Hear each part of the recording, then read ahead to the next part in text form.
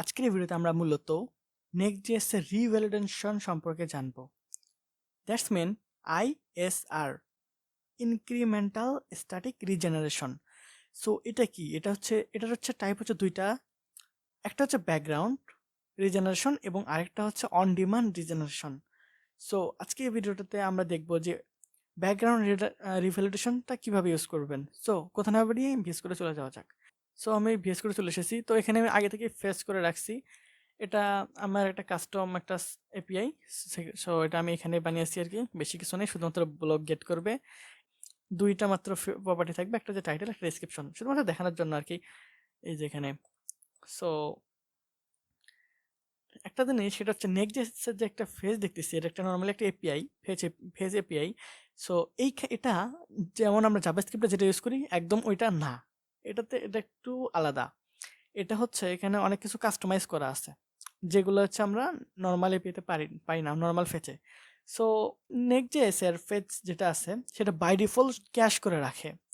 যেমন ওটা চেক করার জন্য দেখতে পারেন একটা জিনিস দেখাই। সো এটা চেক করার জন্য একটা জিনিস দেখাই, সেটা হচ্ছে দেখেন এখানে কি লেখা আছে, টাইটেল হচ্ছে নাইস ব্লগ। সো আমি এখন যদি ডাটাবেজে যাই, যাওয়ার পরে এখানে যদি আমি শুধু আচ্ছা এখানে লিখে দেই ভেরি ভেরি নাইস ব্লগ, দেন হচ্ছে এটাকে আপডেট করে দিলাম।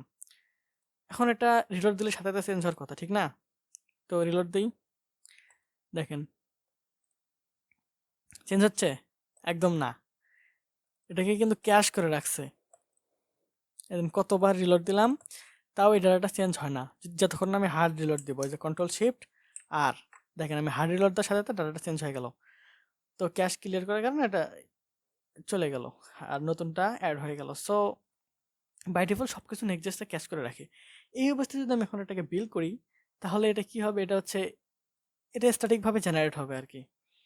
এখানে কোনো মানে ডাইনামিক পরবর্তীতে যদি আপনি কোনো ব্লগ অ্যাড করেন অ্যাডমিন প্যানেল বা যে কোনো জায়গা থেকে, তাহলে সেটা এখানে অ্যাড হবে না। সো এইটা এখন রিভ্যালিডেশনটা কি? আমি এটাকে স্ট্যাটিকভাবেই মনে করেন জেনারেট করলাম, কিন্তু রিভ্যালিডেশন আমার আরেকটা জিনিস মনে করেন অ্যাড করা দরকার। আমি আরেকটা ব্লগ অ্যাড করতে চাই, তাহলে কিভাবে করব? অ্যাড করলে ডাটাবেজে অ্যাড হলো, কিন্তু আসলে এখানে তো আগেই তো জেনারেট হয়ে গেছে, এটা বিল্ডের সময় এটা জেনারেট হয়ে গেছে, কারণ এটা স্ট্যাটিক। সো এটা একটা সমস্যা। তো রিভ্যালিডেশনটা কি করে যখন হচ্ছে, তো আজকে আমরা কথা কি নিয়ে বলতেছি, আমরা হচ্ছে ব্যাকগ্রাউন্ড রিভ্যালিডেশন নিয়ে কথা বলতেছি।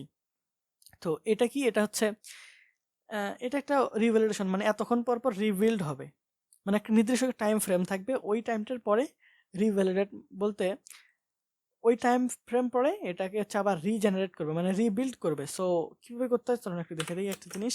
সেটা হচ্ছে এখানে একটা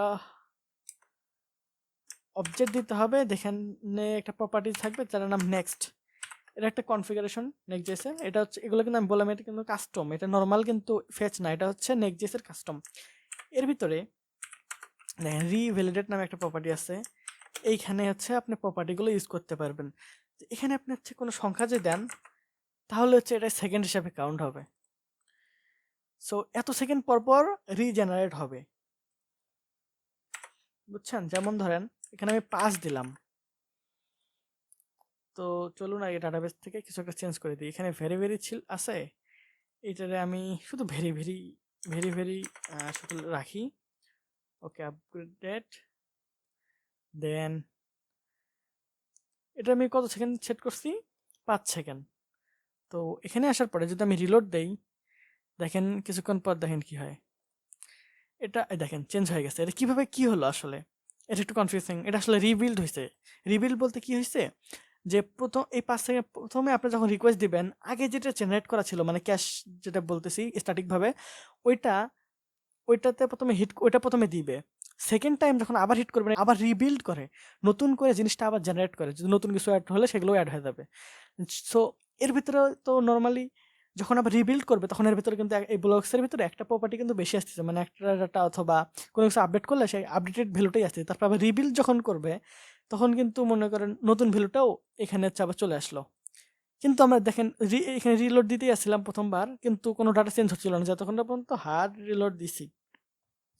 এটা হচ্ছে রিবিল্ডের একটা সুবিধা। এটা আপনারা চাইলে ইজিলি যে কোনো মানে যে কোনো ফেচিংয়ে যে কোনো জায়গায় ইউজ করতে পারবেন।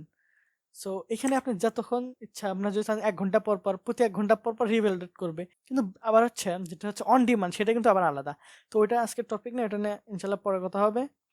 সো এখানে কিছু প্রপার্টি আছে।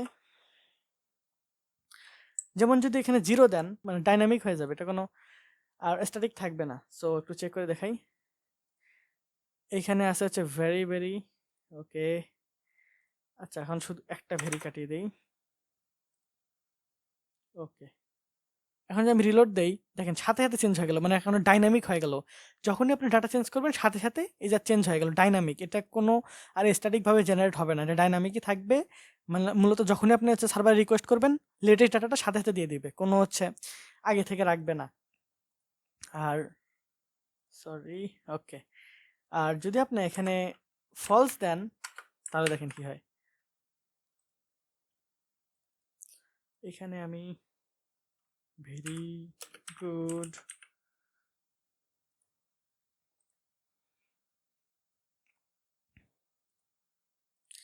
ফলস দিলেও 0 অথবা ফলস দিলে আপনার হচ্ছে ডাটাটা মানে ডাইনামিকই থাকবে। আর যদি এখানে কোনো সংখ্যা দেন তাহলে ওটা সেকেন্ডে কাউন্ট হবে। তো এটাই হচ্ছে মূলত রিভ্যালিডেশন। আপনি যে কোনো ফেচের ক্ষেত্রে এই জিনিসটা ইউজ করতে পারবেন। এটা হচ্ছে আপনার ওয়েবসাইটের পারফরম্যান্সটা অনেক বেশি ফাস্ট করে দিবে। যদি এটা আপনি ইউজ করতে চান। কিন্তু এর সাথেও একটা বেটার জিনিস আছে, সেটা হচ্ছে আগে ছিল না। ওটা মূলত হচ্ছে Next.js 13 এ ইন্ট্রোডিউস হয়েছে। এইটা হচ্ছে আগের, এবং যেটা হইছে সেটা হচ্ছে অন ডিমান্ড রিভ্যালিডেশন। সো ওইটা এই ভিডিওর টপিক না, ওটা হচ্ছে নেক্সট ভিডিওর টপিক।